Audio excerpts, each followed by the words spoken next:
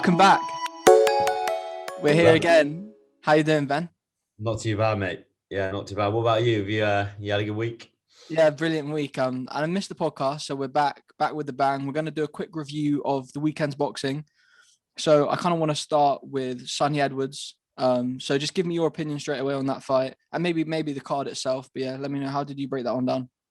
Yeah, I thought the card was good, but obviously Sonny Edwards boxed really, really well, and I think I had a few question marks over whether he was world level before, but now I think we know that he definitely is. He's one of those fighters, isn't he? That's just going to be really hard to beat. I think he gives anyone in and around Fly a really tough test. He sort of reminds me of like Harold Graham or Billy Joe, where he's just gonna box one way, which is on the back foot, and yeah, make it really hard for you for 12 rounds. I think he won almost every single round. To be honest, some people thought the cards were quite wide, but I thought they were pretty much spot on. To be honest, like I literally gave Mutulani like 2 rounds. To be fair, what about you, mate? Yeah, I mean, again, brilliant fight. About the card situation, I felt like 118, 111 was just a bit too wide. Because at the end of the fight, he was kind of just covering up and holding onto his lead. But I mean, again, like you can't really argue with it because he deserved to win. And I think he's kind of just shows that he puts himself at the top of the kind of 112 division. I guess, is it Martinez who's got the WBC? Yeah, That'd be a really hard fight. But the flyweight division is kind of, he's just put himself straight in the top there. So yeah, I think it is. Yeah, I think it's Julio Cesar Martin. I might be really wrong there, but I'm pretty sure it is, for the WBC belt. And then also Michael Conlan. I don't know with him because he's not prospect anymore. He's 29 years old, and he did win. But for me, we sees what you get with him. He's not going to change up. Slick boxer, a bit aggressive, but I do think when he steps up a level, he's going to struggle. So he kind of coasted to a win, but it was one of Frank's better cards, I guess, to be honest. I really enjoyed it. So, and he hasn't got any more cards for the whole of May, I don't think. And so he's coming back in June. So he's having a month off. So it's a good card to end on, mate. Yeah, definitely. I think with Sonny, just like maybe have a couple now and defend, and then just go for it, man. I think he's not going to get any better. He's not going to get any worse now. He's 25. Might as well just try and clean up. I just think he's a really tough fighter to beat. As it happens, like Martinez is a very, very good fighter. He's one of Hearn's best fighters, I think. And so hopefully Warren and Hearn can put their stuff aside and try and get that fight made, which would be great. Yeah, mate, that's a really good shout. Oh, that'd be an amazing fight. And maybe just do the whole Queensberry Matchroom card. A few fighters on there I'd like to see. But anyway, moving on from that fight, let's go on to Matchroom's card on Saturday night. I guess let's start from the bottom. We'll do it really quickly. We'll just go straight up. I think started off was Fitz. The Fitz is back. I know you're a big fan of him, mate. Yeah. Good to see him back. Yeah, I think like watching his interviews all week, I was a bit worried about him, to be honest. Like he seemed very anxious. I know he's had some horrendous problems and, probably been at the lowest point of his whole life. So to see him just back in the ring and boxing was good. Yeah, I mean, he's not going to be great, is he? I think the stoppage was a bit weird, to be honest. I mean, I know his opponent was like ducking and rolling and not throwing anything back, but I felt it was a bit premature maybe. But anyway, it was a run out. He got a few rounds in the bank. I think he's going to have one or two more sort of comeback-ish fights and then jump in with Fowler because I think everyone wants to see that fight. Yeah, I know. I agree on that completely. And then after that, we had Johnny Fisher. I mean, there's not much to take from that, really. Both took it on like 5 days' notice. So Phil Williams is a good heavyweight. And then who did we have after that on the card? We had Bivol Richards next, I think. Yes, mate. What was your thoughts on that? Well, firstly, I think it was a bit of a disgrace, actually, that he was so early in the night. For me, that fight should have been co-main or the one before at least. I can't wrap my head around Campbell Hatton getting to fight after. But there was a reason for that, though. Okay, well, what was that? I didn't know. Natasha Jonas's trainer, Joe Gallagher, also trained Marcus Morrison, and he needed to have a break in between. So basically, Chris Eubank was on after. And then, I mean, I guess he should have been where Bivol Richards was, and they could have swapped it. But the reason that they'd broken it up and Campbell Hatton was so high up the bill was because Joe Gallagher needed a break between fights. Otherwise, he would have been before. No, I get that, but like 7:30, Connor, like Yeah. for like the biggest fight of Craig Richards' life, you know, against one of the top like heavyweights in the world. Like, it was a bit baffling to me. I think they could have dealt with the logistics a bit better. Anyway, what did you make of all that, mate? What did you think of Bivol's performance, and do you think Craig's world level now you've seen him? Yeah, I do think I think maybe in another fight or two fights time he'll be world level. I mean, the fight was probably a bit early for him, but Tony Sims is a brilliant trainer, and if he thought he can take the opportunity, he's not going to put a fighter in there he knows he's going to lose. So it was a bit disappointing. He started off quite flat, I felt. Richards did, and Bivol, he's just great. He does what he does. So I wouldn't want. I don't not dying to see the rematch, but I'd like to see Richards maybe have a couple more fights and then go back up to that world level maybe. Because he's only just he's only just beat Shakan Pitters, right? So let's just take him through the ranks now and don't get another loss and just go slowly and build him again. What about you? Yeah, I felt Craig Richards actually took Bivol into some dark waters at times that maybe he'd not even found himself in. Like, I was super impressed. I've got to be honest, I had it down as a shutout Bivol win, possibly even a stoppage, just like towel job. But it actually wasn't like that at all. In fact, I thought Richards won a few of the rounds. Bivol's got a very accurate jab, isn't he? So it was always going to be pretty difficult to beat him on the cards. But yeah, listen, I think Richard can walk away from that fight and Peter Sims and just think, yeah, you know what, we can regroup and go again and give it a go, because I think he can mix it with them. 100%, mate. There was a really funny tweet that Gareth A. Davies put out. I'll pop it up now, and it was a photo of Eddie Hearn, and he tweeted was even though Eddie Hearn doesn't promote Craig Richards, he's edging on the Brit here to try and get the win over his own fighter. And it was basically like Eddie was just going for Richards. Obviously, he's friends with Tony Sims, but yeah, it's quite interesting to see a bit behind the scenes at the camp. But then after that fight, we went on and we had Chris Eubank, didn't we, versus Marcus Morrison. I mean, so my opinion on this one quickly, I heard a lot of speculation that Sky might sign a deal with Wasserman Promotions, an exclusive deal. And obviously, Chris Eubank signed to them. So everyone's saying, why is he on the card? Why is Adam Smith not stop talking about him? Potentially, they'll do this Wasserman deal, and then Chris Eubank will be one of their breakout stars. So he kind of fought a bit like Roy Jones for me, and didn't really. He was trying to fight like Roy Jones more than trying to fight like himself, and sometimes, but it was not a bad fight, was it? No, like Marcus Morrison was game as fuck, mate. I just felt like, I don't know. I think sometimes if you implement too many changes in any sport, and go away from the style that got you where you were, it can kind of ruin you a little bit. But I think like there was definitely some improvements I could see, and I think that sort of like measured nature of how Roy wants him to fight will stand him in quite good stead. Not rushing his work and stuff. Whereas before he would just pile in, wouldn't he, and try and have a war and tear up. But yeah, I mean, you can't really take too much away from just one performance under Roy Jones, and I think Roy said after the fight, I'm not sure how much truth there is to this, but they'd agreed that they'd rather take Marcus to distance just to get the rounds in. And that's probably fair enough. But yeah, I wouldn't take too much from it, to be honest. And I think, yeah, I still don't think Chris Eubank Jr. wins a world title before the end of his career. I don't think he will. I don't think he's good enough. I don't think so either. But that middleweight division, you've obviously got kind of Triple G, you've got Canelo, you've got Billy Joe. But then after that, you have the likes of Lemieux, maybe like the likes of Chris Eubank, where those fighters, maybe they're not world level. Those fights can be made. So I think he'll be in some great fights and make some good money. But you're right, I don't think he'll win. Well, there's mentions in there of the Kell Brook fight. Yes, yeah. Roy Jones mentioned it after the fight and just said like, "Oh, I want him to fight Kell Brook." I know Kell Brook's just over the hill, isn't he? So it is a perfect one to take. I think it's a good fight because I think even out of date Kell Brook can still beat him. He's got enough technically, but yeah, that would be a good one to make, I reckon. Yeah, you're right. It's almost like the James DeGale's last fight. He boxed Chris Eubank Jr., didn't he?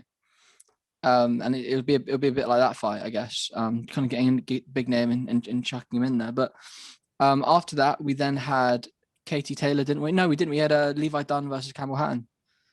I mean, no, I don't really. There's not much to say on it, mate. To be honest, in my opinion, he boxed okay. Like took him the distance. They're friends, so they knew each other already. I mean, what about you? Yeah, I think just there was less nerves this time, so we actually got to see a bit more of him, which was a positive thing. And I think he, like him minus the nerves, he's actually quite a good fighter. So I'm excited to see, obviously, as I'm sure you are, what's next, which I'm sure will just be loads of journeymen back to back and fighting as much as he can this year. So yeah, it's all 100%. And then the Katie Taylor fight. I mean, it's just I love women's boxing, and I feel like that was probably the biggest fight outside of Clarissa Shields versus not Shannon Courtney, Savannah Marshall. It's probably the biggest fight outside of that, really. And it was great, wasn't it? I mean, I actually thought I'd put a fiver on Natasha Jonas to stop her, just because it was such good odds, and I thought, like, you never know.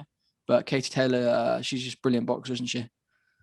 Yeah, I was impressed, mate. It was an absolute tear up. Yeah, great advert for women's boxing, like you say. I think I thought that Natasha Jonas in the middle rounds boxed really well, and won one of them. But I think just the work rate and perhaps even the fitness of Katie Taylor, just completely just throwing shot after shot, combination after combination. She's just completely relentless.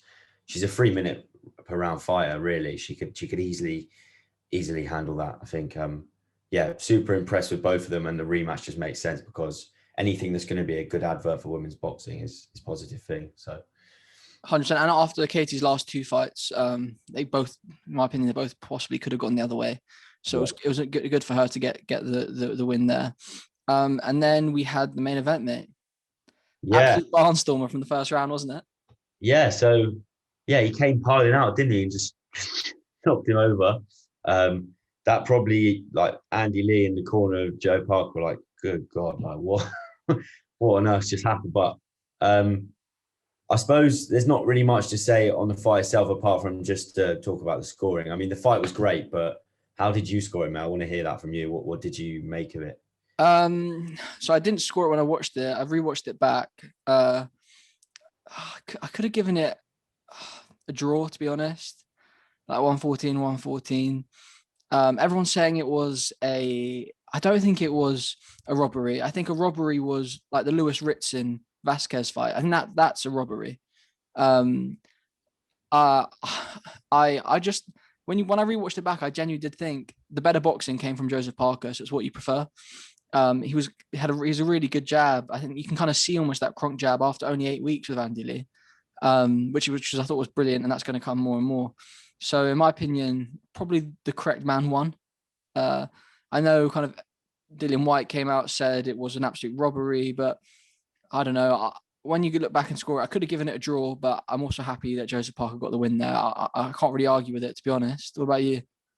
I thought it's one of those fights for me, like you just said, where it's like if it's one or two either way, nobody can have any complaints. Obviously, one of the scorecards was heavily in Parker's favour, and it was way too wide. And that's quite sad to see, really, given how much Derek's given to the sport. To see the boxing board of control, give him a decision like that was quite upsetting for me. But for me personally, I gave the fight to Parker by a round. I felt it was all on the last two rounds. I think Parker did enough, and I think in the 11th. I can't remember exactly, but anyway, I'll just tell you how I scored it. It was one to Parker. Yeah, I think, like you say, some things I saw. I mean, obviously Andy Lee's only had 8 weeks with him, but there's some things I've seen there which I'm like, okay, yeah, that could be quite difficult for a lot of heavyweights. Like you say, the snap in the jab is one thing. A lot of lateral movement as well. Yeah. I think it deserves a rematch, but pay-per-view, I mean, Well, they've said it's going to be on the undercard of the Fury AJ fight, haven't they? yeah, so that makes a lot of sense because you've got, Fury has a good relationship with both those men, as I'm sure does Joshua. That's a good, I think it's one of those things where if you stick like 3 massive heavyweight fights in the build up to the main event on that night, then I think it would capture a large audience. Not that it isn't already going to, but that's the best way to do those fights, I think, because of so many casuals being watching. But I just think yeah, it was one of those fights, mate, where it could have been one or two either way, but anything wider is a joke. So yeah, you kind of just have to take it on the chin if you're Derek Chisora, in my opinion, and crack on. But I think he'll be back, and I think a rematch probably does make sense. Yeah, it definitely does. And going back to the pay-per-view, I mean, I did think, I mean, the cheek of Eddie Hearn to put Derek Chisora versus Joseph Arquette and then Katie Taylor and Tasha Jonas, obviously big names, but to put that on pay-per-view, I guess, but I understand there's no fans, there's no gate, but that man can sell anything, can't he? To be fair though, like if you actually take the card for what it is, if you look at like you've got Bivol Richards, like a huge world title fight, massive for the Brit. You know, you've got an undisputed lightweight fight, albeit in women's, but it is an undisputed fight. And then you've got, two big names, one of which has been a world champion. Like it's easy to sell. And like, Yeah. I can't really say I blame Eddie, especially in the current climate with no fans. I just think it's one of those things where you kind of just have to take it as a fan, and like you can't deny, you're not going to not buy it if you're a hardcore boxing fan because there's so much on there for you. But yeah, It's true, mate. And then so let's touch upon next weekend, mate. Finally the big weekend. right, I mean, so I'm going to have a very large bet on Billy Joe Saunders, mate. I've got to admit that. yeah, Yeah, it's going to be a very large bet. It's going to be more money than I've ever betted on sport before. I'm how going to much have you putting on? I'm not going to tell you on here, but I'm going to have Billy Joe at 4-1. Yeah, I know I'm going to be proved wrong, sort of thing. Like I know you're going to be sat here going like, he got smashed. What were you talking about? But this just has the feel, yeah, of Klitschko Fury back in 2015. The build up to it, the week leading up to it, where I was telling people, even at that age, I believed 100% in Fury. My dad was telling me I'm an idiot. Like everyone was saying, oh, he's going to get his head smashed off. I really think Billy Joe Saunders, if he gets the only thing is if he gets a fair crack on the cards. Yeah. Yeah, I mean, okay, I'm gonna front it up, mate. I think Billy Joe Saunders is going to beat Canelo on Saturday. Mate, well, I also want him to. And that comes down to the whole like Fury AJ thing. Who do I want? Who do I think? I do think Canelo probably wins. I actually don't want to say that, mate. Anyway, I want Billy Joe to win. That's what I'm saying, right? It's just so hard right now because Canelo's at the peak of his career. So if Billy does win, well then he's the best. He's the best middle. I would have liked it actually to be made. So it's made at super middle, isn't it? No, it's been made at middle. I would have liked it to be made at super middle. No, it's super middle, mate. Oh, it's a super middle. Okay, so sorry. I would actually probably preferred it to be weighed at middle because I feel like if Billy comes in a bit too heavy, he's not going to be able to dance around the ring. But we'll see. I mean, maybe that won't come into it. But mate, there's so much to be said about the politics with Eddie. I mean, it feels like if Billy Joe wins, which I really hope he does, he's just going to leave Eddie, go back to Frank, take all the belts. Imagine that. I hope he does that. I mean, look, a lot of people have, Fury's been saying all week, why aren't you back in the Brit, this and that. Like, if you were a promoter and you're dealing with a man like Canelo that brings in that much money, like, I don't care who you are, loyalty will go out the window because you want the Canelo train to keep moving on, keep shifting on because you're making so much money out of it. You're milking the cow, mate, the cash cow. So, like, you have to understand from a promotional standpoint why that would be the case. But also, Billy Joe, to be fair, didn't want to do any media, didn't want to buy into Eddie's promotional stuff. So it's kind of fair enough. I've just got a love for Billy Joe and his career and just the shithouse nature of him. Like nothing would please me more than to see 70, 60, 70,000 Mexicans and Americans booing at the end of the bell because Billy's made an absolute stink fest. By 2 or 3 rounds, like that would just be the dream. But I don't know, we'll see. Mate, I hope so. And look, I'm sure we'll do another pod afterwards and give we'll go over it. Andy Ruiz, mate, Chris Arreola. Yes, I did want to touch upon that.